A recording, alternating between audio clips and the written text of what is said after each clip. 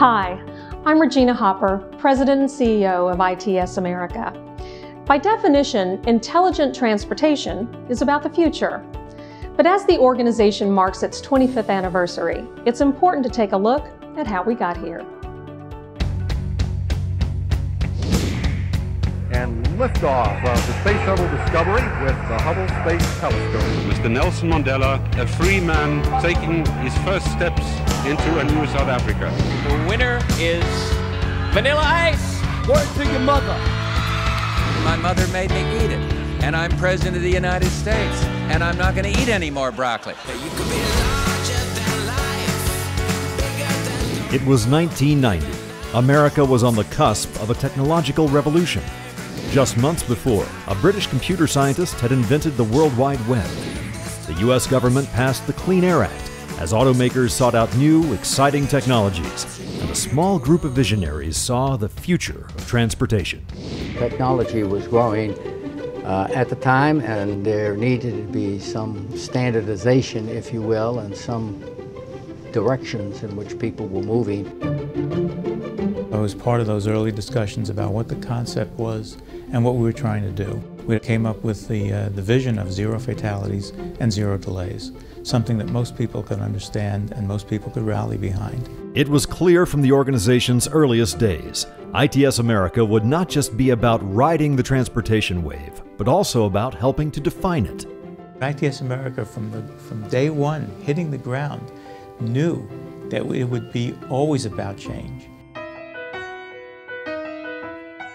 We only had a few people on the official day when it was founded. A fellow by the name of Bill Spreitzer from General Motors was there, and Jerry Conover from the Ford Motor Company. We were able to come up with a group of 30 or 40 people over a course of 4 or 5 years. The first annual meeting, I think, was about 400 people.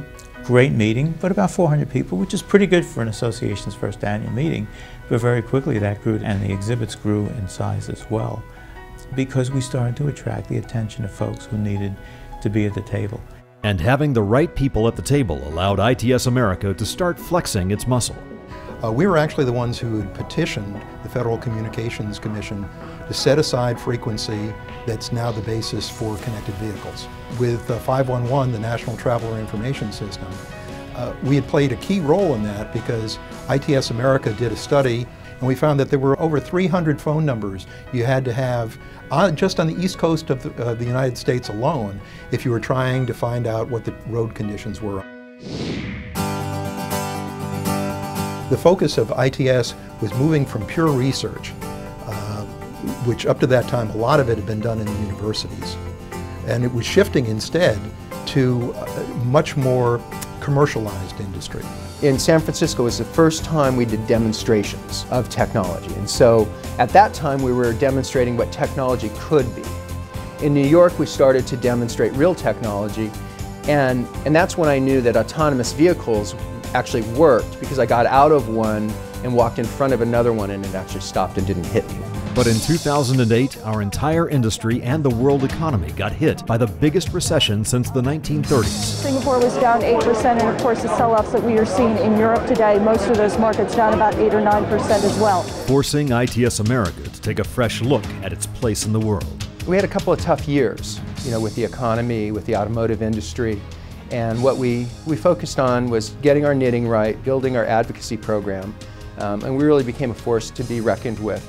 Orlando, that was the first time we got the Secretary of Transportation, the head of the NTSB, the chairman of the T&I committee actually in a connected vehicle. And that was a turning point, because all of a sudden the people that mattered really appreciated what could happen.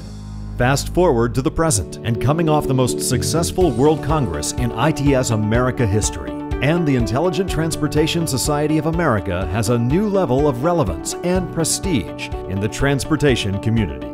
How soon will we see this in our vehicles? They estimate about 5 years, but I have to tell you, this ITS conference has convinced me that this technology is developing so quickly that you're going to see this coming maybe even sooner than that. By the time I left, the White House, the DOT, the Hill, called us on a regular basis when they needed advice about technology in transportation.